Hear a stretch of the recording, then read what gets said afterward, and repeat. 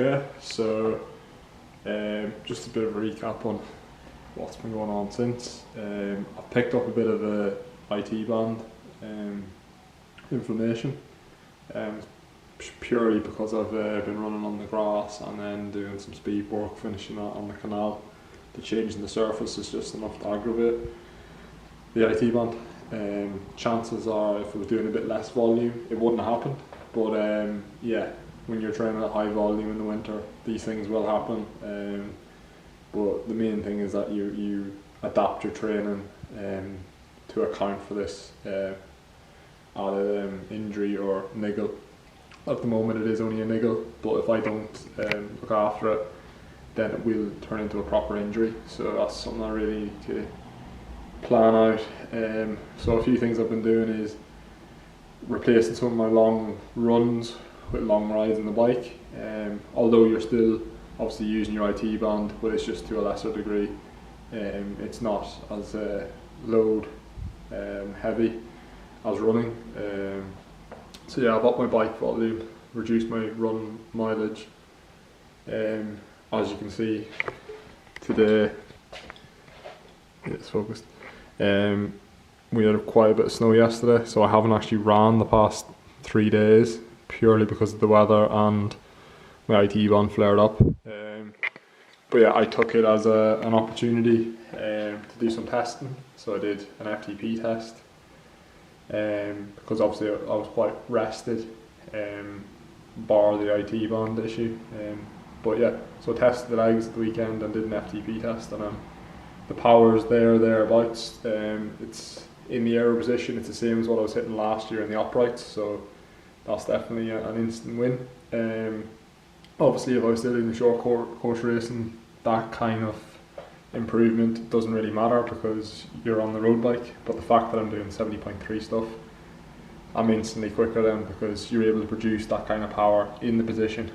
Previously I had a huge drop off, so that's something I've been really working on. But yeah, other than that, I've been doing a lot of rehab, staying on top of my stretching. Danielle, my partner, she's got a physiotherapy background, so she's been hammering into the muscles around it, such as my TFL, because I've had this kind of IT band issue on the other leg before, and it was purely because my IT band was rock solid from the amount of mileage I was putting in. So staying on top of my stretching, switching my volume across from run to bike, and obviously if it's still not responding after that, then just cut down the volume completely. And then in the gym, I'm not going as heavy. I've entered more of like a maintenance phase. We're not looking to get any stronger because I can't really be loading up and getting stronger whilst injured. That's just counterproductive. My body's trying to repair, I don't want to be loading it excessively. And then I've been doing some stuff like contrast therapy and ice baths, which I find quite good. Even if it's just numbing the region, you come out from it feeling a bit positive. And a lot of the research shows that staying positive whilst injured, that affects your biochemistry, and obviously if your biochemistry is reacting well to you staying positive, well then you're more likely to heal up a lot quicker. So yeah, that's just some things to think about if you're having an injury yourself. Just go back to the basics. You're not going to lose a whole pile of fitness by taking a day or two off completely in order for things to die down, but if you stay at it, I'll just wait till this is it's probably really loud. But yeah, if you stay at it and don't take the rest, you'll end up just digging yourself into a hole, and rather than taking 2 days off, you may need to take 2 weeks off. So in the grand scheme of things, you're better off just taking the time off early on, nip it in the bud, and then carry on as usual after that. So yeah, that brings me on to another point. So often when you have an injury in a certain area or a niggle, or you feel a bit tender in a certain area after training or the next day, even during training, it's very rare that it actually is the area that hurts that will be the problem. So it can be above or below the joint. So in this case, my IT band, it's painful around my knee region, but the muscle that was causing that was at my hip. So it's almost like a pulley system. If you've got tension at the top, it'll pull on the pulley in the bottom. So it's just something to have bear in mind, that if you're foam rolling a certain area, don't always go for the area that is the painful part. The body's a complex thing, and it's very much affected by the muscles above and below the joint that's in pain. Equally, fascia slings, so they go diagonally across your body. So for instance, there's a fascia sling that goes from your right heel to your left shoulder. So if you can imagine, if you've got you may think you've got Achilles issues, but it could be the fascia that's the main issue behind it all. So it could be a case that the fascia up here is latched, and maybe you need to do some conditioning work or trigger pointing in that region to break down that scar tissue. So yeah, it's just something to think about. It's very rare that the pain is actually been caused by the area that you think it's in. So that's why it's good to bring on professionals. Equally, it's very good to educate yourself on anatomy, because it just gives you more confidence then, and it saves you wasting time foam rolling certain areas. On the back of that, so if I didn't know my anatomy and I didn't have Danielle, I'd equally just be foam rolling my IT band to bits, thinking this is great. So they've done studies in cadaver labs, so for the sake of science they have a corpse that they bring in, and they do some studies on them to understand the anatomy a lot better, and they've done tests on the IT band itself. So they hang the IT band up, apply a weight on the other side of it. This is to see how effective, how pliable, so how much you can manipulate the IT band. So they hung, I think it was close to a ton off it, and it barely moved. So if you can think, an IT band, how much weight's going through that? Probably a little bit more than 3/4 of your body weight if you're leaning fully on it. You're not really impacting that structure. You're just bruising yourself for no reason. So again, yes, IT band syndrome, it is pain caused by your IT band, but the real definitive cause is above it or below it, whether that's tight perineals or a tight TFL. So yeah, it's just something to think about, and yeah, don't be smashing your IT band because you're just hurting yourself. As I said, it doesn't budge with a ton attached to it, so why would it budge with you going over and back on a foam roller? So yeah. Okay, so I thought I'd talk you through some of my morning mobility routine to try and get over this IT band issue. So to begin with, I just do a bit of quad stretch. So I use squat rack here to really lean into it. Obviously just hold it there for about 30 seconds, just till you kind of feel the muscle loosening, you can kind of relax into it. I'm not the best at stretching. That's probably why I do end up in situations like this. I'm not a very flexible athlete, so this is something that I really need to work on, as well as for an injury perspective, but also for a time trial position perspective as well, because if you have a greater range of movement, you're less likely to seize up, and if you are on the bike for 56 miles or 2 hours and then up from that pushing, you're going to seize up at some point. So the more mobile you are, the less of a degree you're going to seize up. Obviously if you've got bad range of movement anyway and then you seize up, that range of movement's reduced, meaning that when you go and run, you're going to be more of a shuffle. Whereas if you're a bit more flexible, the detrimental effects of seizing up on the bike is not going to be as great. It's not going to impact you as much. So yeah, I just alternate sides about 2 to 3 times, trying to go a little bit deeper each time. Find it really good for my hip flexors as well as my quads. Just opens up the hips in the morning, you've been lying in bed all night, you're not going to be really mobile. So the last thing you want to do is just jump straight there and go for a run. As well as that, one thing I have been using is an ice pack. This one's quite good because you can use it for both hot and cold stuff. So I typically use it for ice therapy.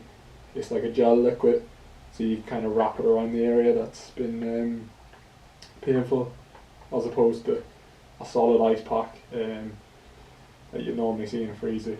You're kind of limited to what you can do with them. You can only really touch one specific area.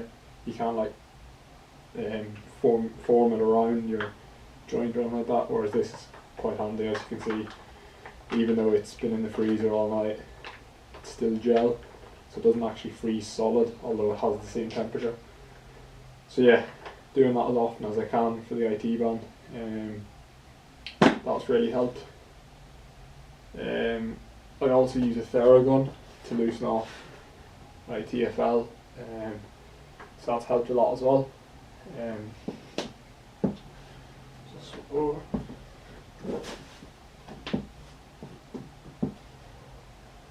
Definitely having something like even a door frame, but I quite like using squat rack because I can really lean past it and get a decent stretch. But yeah, the Theragun has definitely been helpful too. Obviously, I wouldn't advocate use a Theragun on your IT band. The Theragun best to be used on muscle. Sorry, best to use on muscle, so you can loosen whatever's pulling on the IT band. But yeah, it's loosening off the muscles. That's the main thing.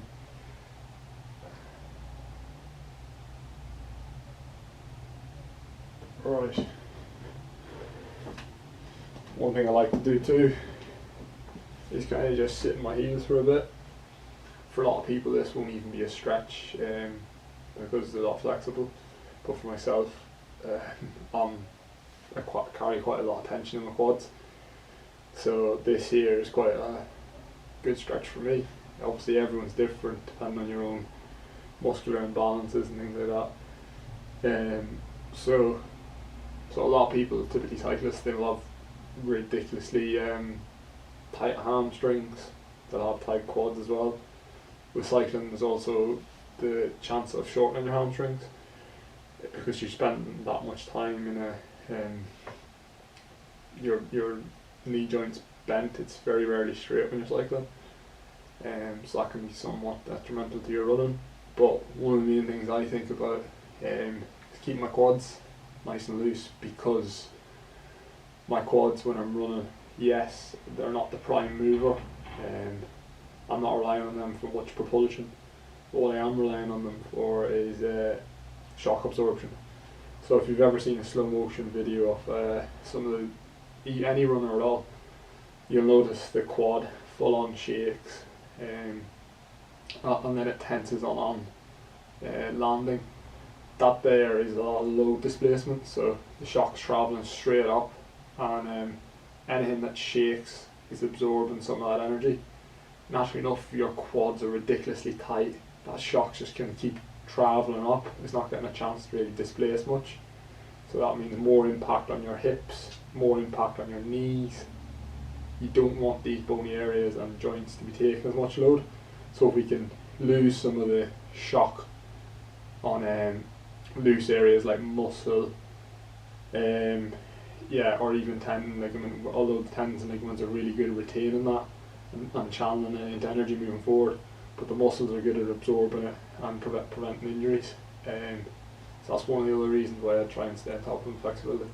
Even in that couple of seconds while I'm talking, I've noticed the quads are kind of loosened up. I'm actually in contact with my heels now, whereas to begin with they felt really tight and I wasn't already on my heels. So yeah, just easing into it.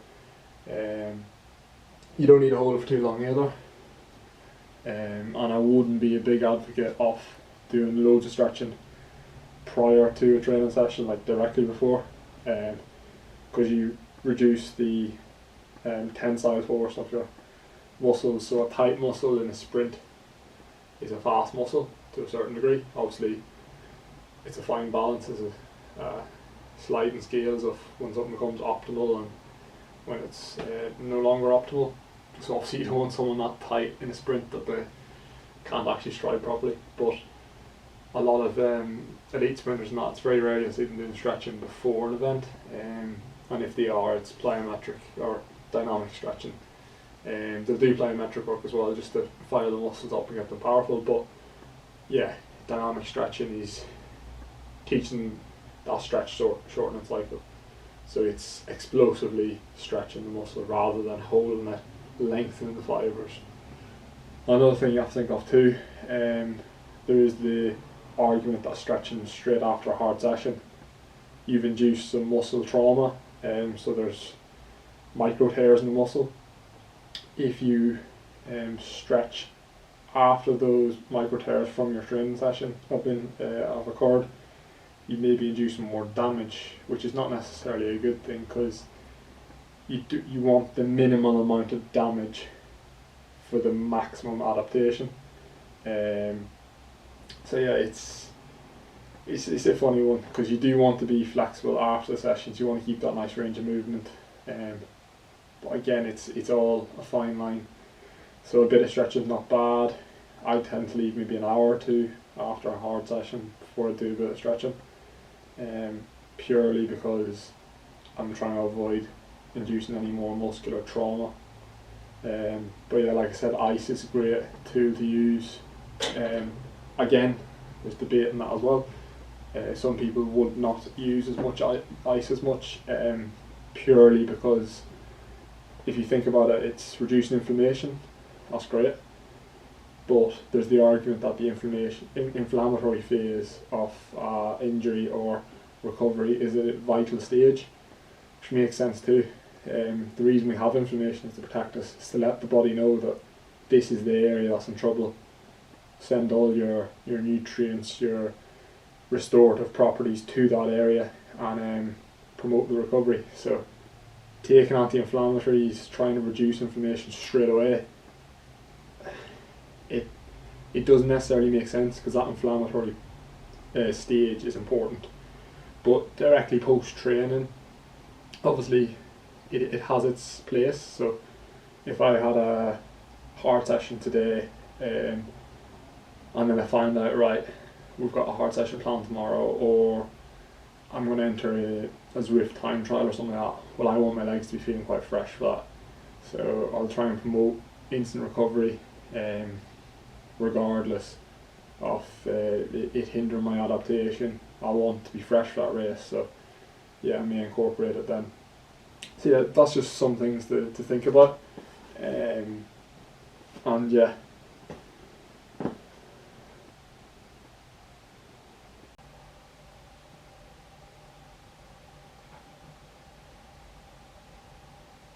So my hamstrings are particularly tight, and I struggle to touch my toes on a good day. But obviously in the mornings, that's something to bear in mind. You will be stiffer in the mornings, and as the day progresses, your muscles become a little bit more pliable, so they'll loosen out as the day progresses. So if you did stretch in the morning and then you repeat that session again in the evening, you'll see a noticeable difference in how flexible you are. But yeah, I like to do this one just to kind of loosen up my hamstrings and try and stay somewhat looser than normal. Like I said before, you can ease into them, and you'll notice if you stay relaxed, you just feel the muscles, just the tension leaves them, and you can ease into the stretch a bit more. I'm aware, obviously, this short mobility stuff that I do, it's not very diverse. I'm not doing a whole pile of fancy stretches or anything like that, but that's because I'm not a flexible person, and I don't need to be. Flexibility for me is just about maintaining a good range of movement, reducing the injury risk, and there is no sense in me doing fancy stretches, because it may look good for you watching it, but it's little benefit, the risk outweighs the reward.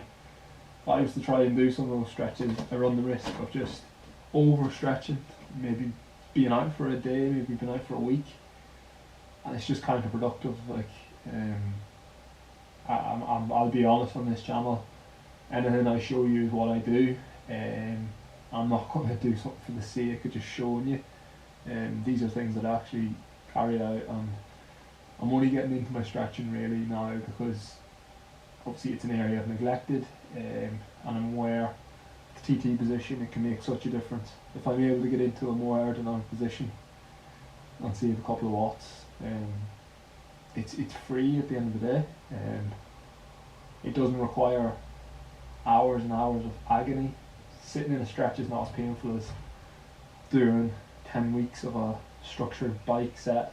I'm going to be doing that anyway. So why would I not try and get maybe an extra 2-3 watts in position, and then that'll translate to a quicker time overall. You have to be very comprehensive with everything. Your training doesn't just involve what you do on the bike or the run or the swim, it's what you do outside of that as well. So yeah, try to be as comprehensive as possible when it comes to overall planning.